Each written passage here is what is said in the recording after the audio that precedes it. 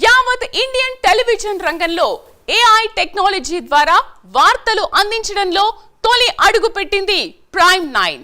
ప్రేక్షకులకు AI technology ద్వారా కళ్లకు కట్టినట్లుగా వినూత్న రీతిలో సరికొత్త తరహాలో వార్తలు అందించబోతున్న ఏకైక ఛానల్ ప్రైమ్ 9. దేశాన్ని దురాక్రమణల నుంచి కాపాడడానికి సముద్రంపై పై చేయి సాధిస్తే చాలన్న మరాఠా మహారాజ్ దార్శనిక సముద్ర దృక్పథం శత్రువులను భూమి మీద అడుగు పెట్టనీయకుండా చేసింది.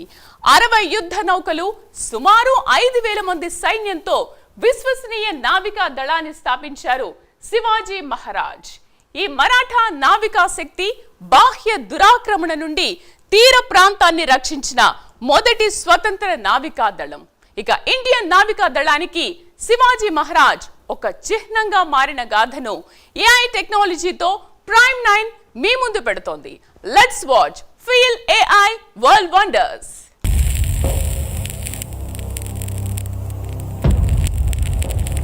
భూమిని రక్షించుకోవాలంటే సముద్రాన్ని అదుపులో పెట్టుకోవాలి.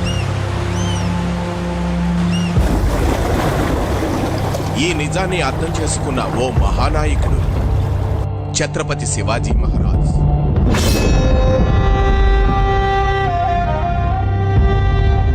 ఈరోజు ఆయన చిహ్నం భారత నావికాదళం ధైర్యానికి, భద్రతకు, గర్వానికి కొత్త నిర్వచనం అయింది.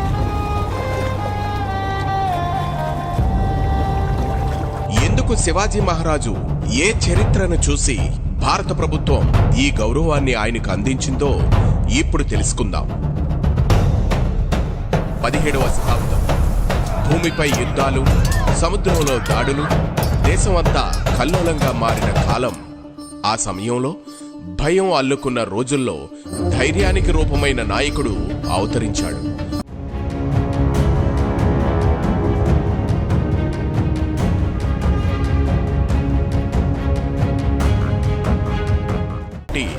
ప్రజల రక్షణ కోసం సముద్రానికే అడుగుపెట్టాడు. శివాజీ మహారాజు భారతదేశపు మొట్టమొదటి స్వతంత్ర నావికాదళం స్థాపించిన శక్తి. సముద్రాన్ని జయించాలని సముద్రపు మార్గాల్లో దేశపు రక్షణ కోసం తన వ్యూహాలను సిద్ధం చేసుకున్నాడు.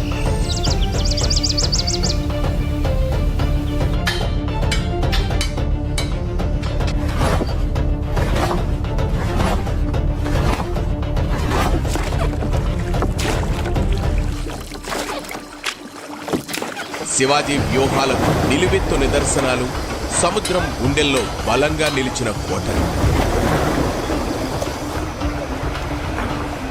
ప్రతి కోట, సముద్రపు అలల మధ్య ఆయన ధైర్యగాథలు ఇంకా మోగుతూనే ఉన్నాయి. శత్రువులు ఎంత శక్తివంతమైన వారైనా శివాజీ సృష్టించిన సముద్ర భద్రత గోడలు దాటలేకపోయారు. ఆయన చూపించిన మార్గం సముద్రాధిపత్యమే భూభద్రతకు మూలం అనే మహతత్వాన్ని చెబుతుంది. శివాజీ నావికాదళాలు కేవలం రక్షక బలగాలు కాదు, అవి దేశభక్తితో నిండిన సముద్ర యోధులు.